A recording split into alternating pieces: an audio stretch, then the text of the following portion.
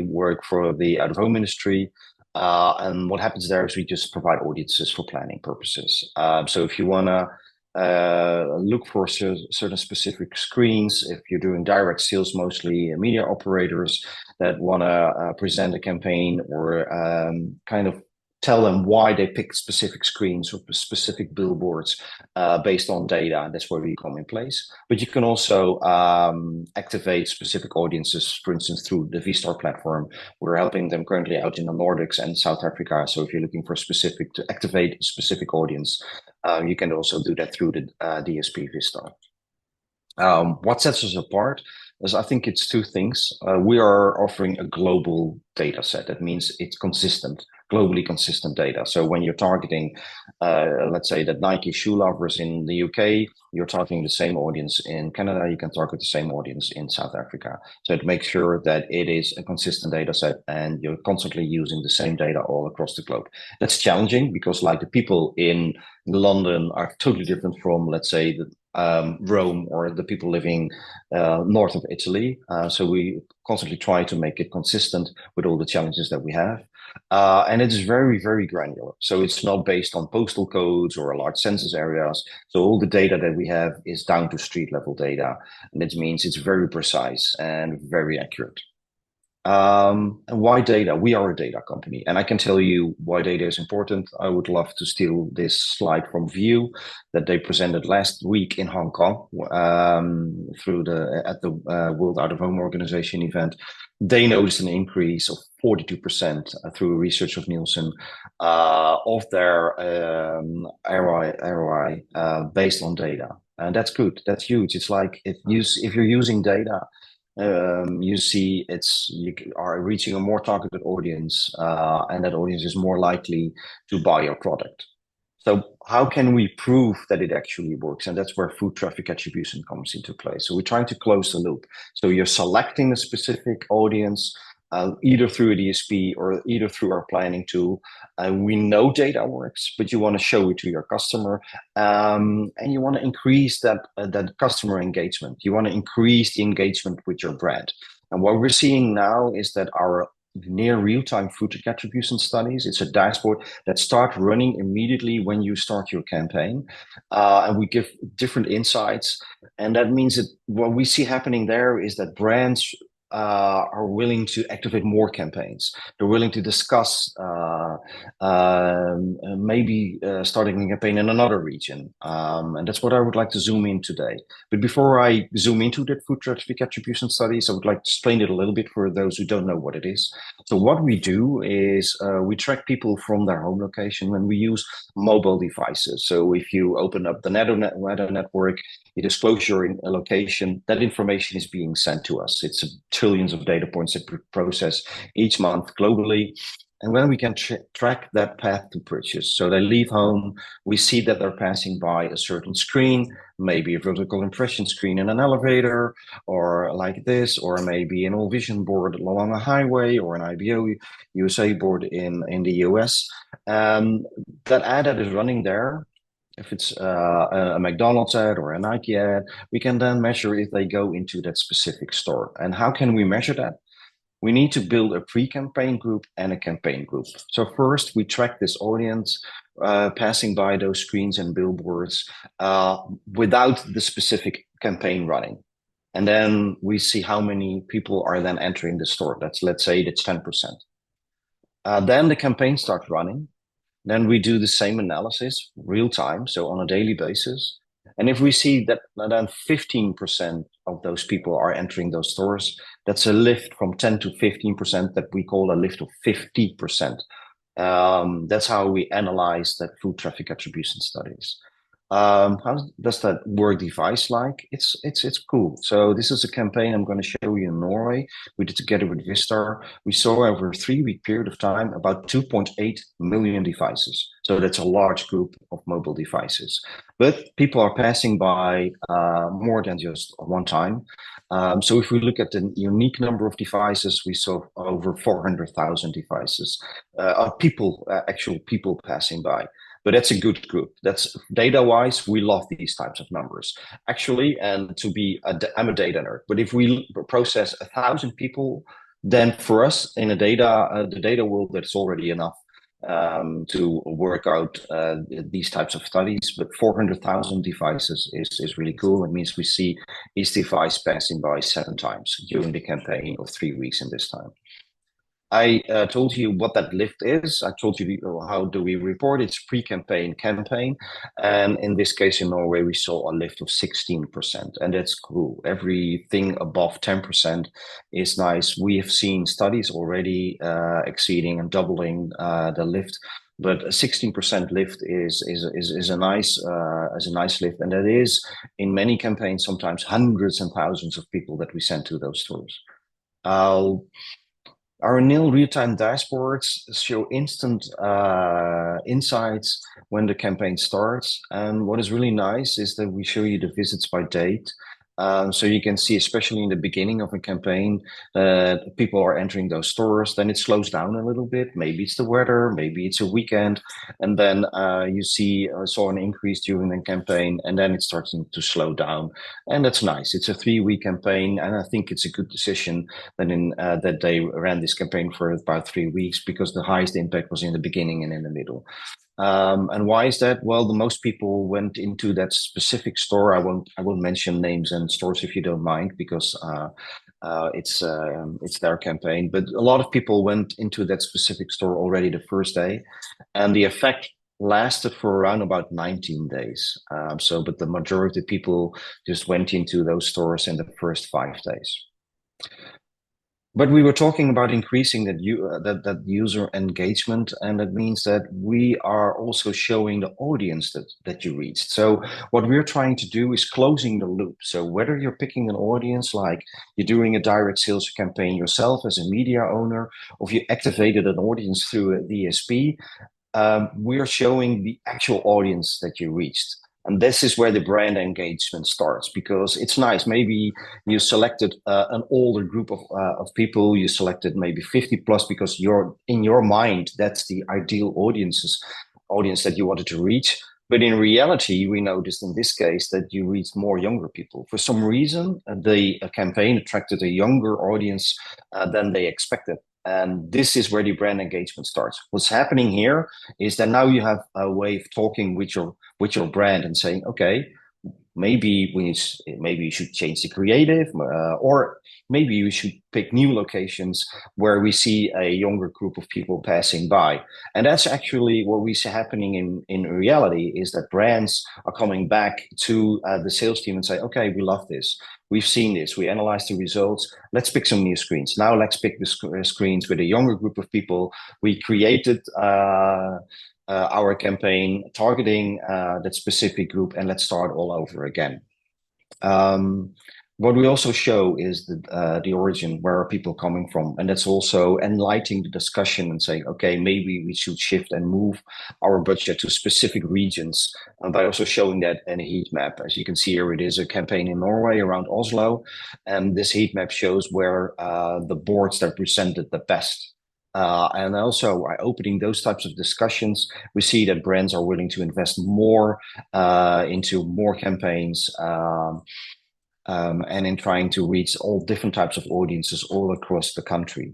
So in essence, the foot traffic studies, in our opinion, are almost a must-have to create more revenue and more return on investment on your campaigns, by just simply not only selecting audiences but measuring these results. The way that we've set it up is near real time. So we don't want to offer studies just when the campaign is finished, maybe weeks after the campaigns, because the engagement with your client dies out then. So if it's real time, they can open the dashboards on a daily basis, or you can start having those conversations with your clients on a daily basis. That means that you start increasing the engagement with your brand. So that is, for us, the food traffic attribution studies what we are really enthusiastic about. We offer studies now in about 10 countries, and we're expanding this monthly. We're adding about 1 country a month right now. You can order these studies through us, but also through Broadsign or Vistar Media, who are working with their sales team in our platform and can start those studies. Okay. That's it for me. I would like to leave it open for some questions because I would like to have these things interactive. So if someone has a question for me, please go ahead.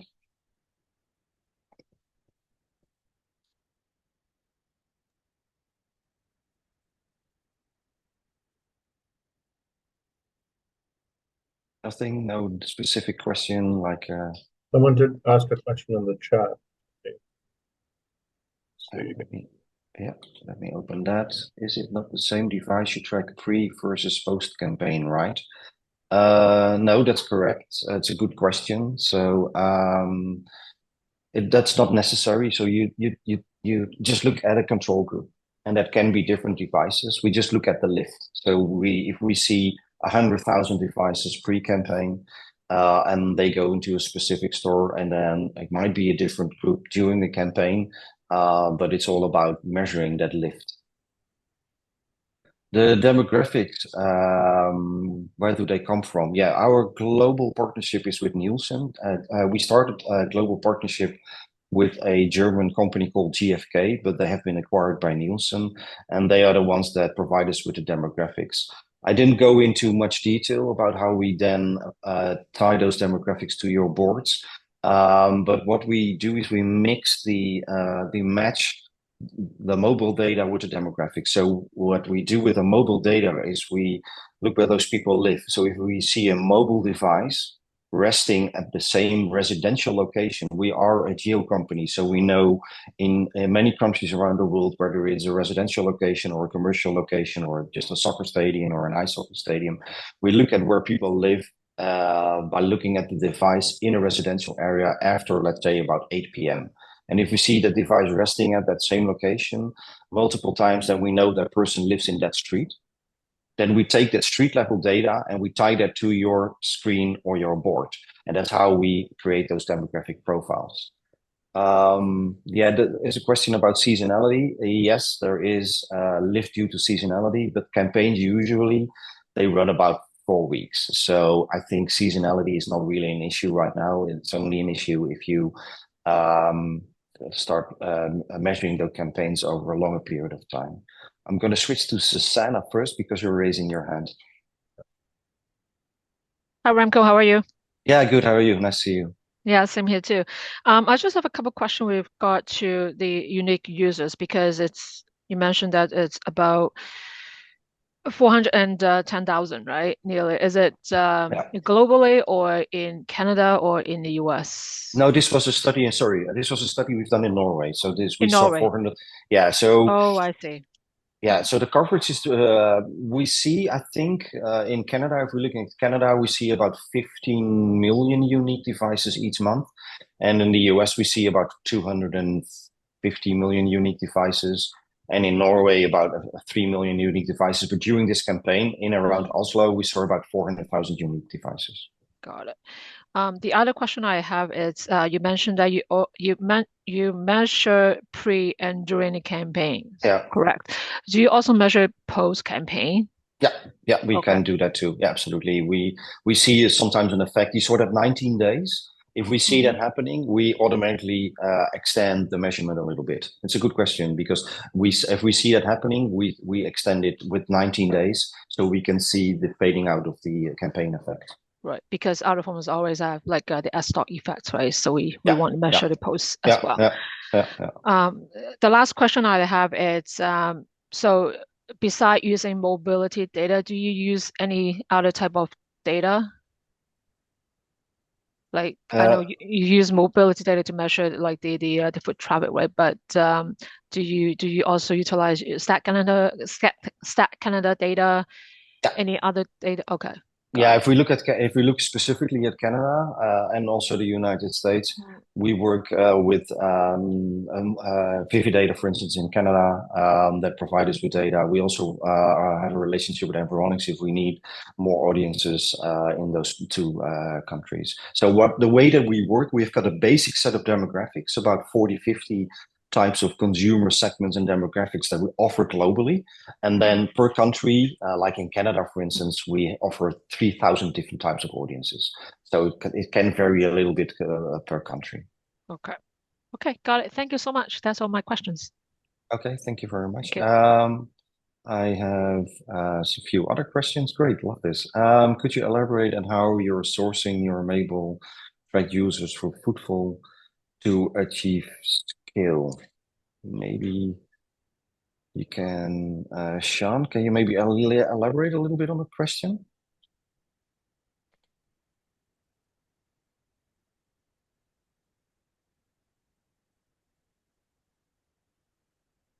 Is it okay if I call you out? Oh, he's in. Oh, sorry. You're in a loud environment. Yeah, time to kind of let me move on, and then I'll digest this question. So, do you factor out other variables that might affect the lift during the camp period, e.g., holidays, events near stores? It's a very good question. There is room for improvement, to be perfectly honest. It's sometimes very hard to know if events are going on near a store. What we've seen and what is very important is if we analyze store locations, we need to be as precise as possible. So we've got a global data set of building outlines, and in one country it's better than in the other. It's amazing in Canada, it's amazing in Norway, it's not as amazing in South Africa. So we need to make sure that if we look at the devices that are coming into that store, that we only measure that store. And also when we are looking at the screens, we're experimenting more with the actual view sheds. But other effects can, of course, be influenced. If we know that is the case, and the client tells us that, that means that we use other also control groups to filter out these types of effects. Do you capture the devices 24 hours of the stores or based on the store hours? That is actually based on the store hours because we need to make sure that we don't measure people that are cleaning during the night, especially stores within in around malls. It's very important that we only track that during office hours. Yeah, absolutely. Very good question. Yeah, Sean, I think you're still in a loud environment. Elaborate my question. Are you using third-party location providers to collect data needed for footfall analysis, or is this a proprietary data set? No, this is third-party. To offer this at a global scale, unfortunately, we don't have our own app or we don't have our own mobile data source. That's something that we're constantly looking into, but we would like to focus now on building those global audiences and our foot traffic study. So we need to rely on third-party data sources and app developers that send us the data. It's a lot of cleaning that we do with the data. So we only look at devices that are accurate within 1 meter. Sometimes we see devices that are supposed to be within that area, like 100-meter radius, especially when you enter a mall, you see that the location data is getting less accurate. We filter out that data. As a data analyst and the way that our algorithms work, we still would rather work with a smaller group of people, but then we are sure that that group of people is an accurate group of people and that we are confident that they entered that store location or that they passed by your view shed. Also, the way that we work with our clients is that if they have a view shed, so this is the area that people have the ability to see our board or our screen, well, we are using that information and we are trying to promote that. We constantly get that information to make it more and more accurate.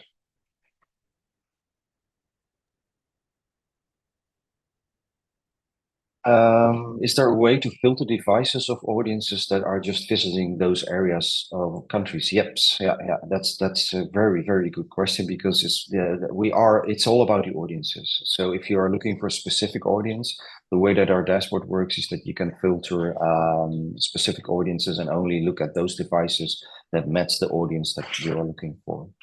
How do you monitor the quality of the mobility data? How often do you QC the data and what is the protocol?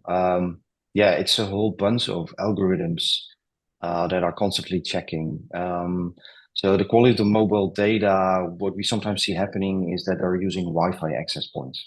And then we suddenly see we ping 100,000 devices are pinging from the same location. So those types of algorithms are constantly being used on that mobile data. So it's not that we have, so let's say, okay, we do a quarterly check or something. It's a daily ongoing basis where algorithms are constantly checking what is going on. Are there some anomalies that we see, and then we throw away that data. You don't know how much data we just simply throw away when we don't think it's not accurate enough. But that's an ongoing protocol, and we try to improve it based on what we see happening, especially around train stations. Sometimes we see really strange spikes, and then sometimes, and that means that they have a new Wi-Fi access point, and eliminate that Wi-Fi address. And we have a few minutes left. Any other questions? Been a really good discussion so far. Clearly, Remco, an important topic. Yeah, it's an important topic, and again, I really want to emphasize that the measurement. And when I was last week also at Woo in Hong Kong, everybody was talking about measurement, and because it's like Google is offering Google Analytics when you're watching TV, everybody's providing you with analytics. So I think it's extremely important to offer analytics to your clients, and not only because for them it's like a commodity because they're used to getting analytics when they're starting, especially omni-channel campaigns, but also that engagement with your brand. It's fantastic. It's like we only see a positive response also from the people within Broadsign and Vistar that are using and selling our FTA studies. They say, hey, this is great. They want to do more campaigns, and that is because of food traffic attribution. One more question. Yeah, one question. Do you have all the polygons of all stores, or the client requires to provide you several? We do have polygons, but not of all the stores. That would be awesome. We are a geo company, and we try to source as many polygons as possible. So what we do is a two process. We first see if we can extract the polygons. If we don't have all the polygons, we go back to the client, and then they provide us with the remaining polygons that we need. Super. And again, go ahead. Sorry. Yeah. Yeah. No, again, no, that's important because that improves the quality of the measurement. Yeah. Thank you very much, Jan Blake. I really enjoyed it. It was a great interactive discussion.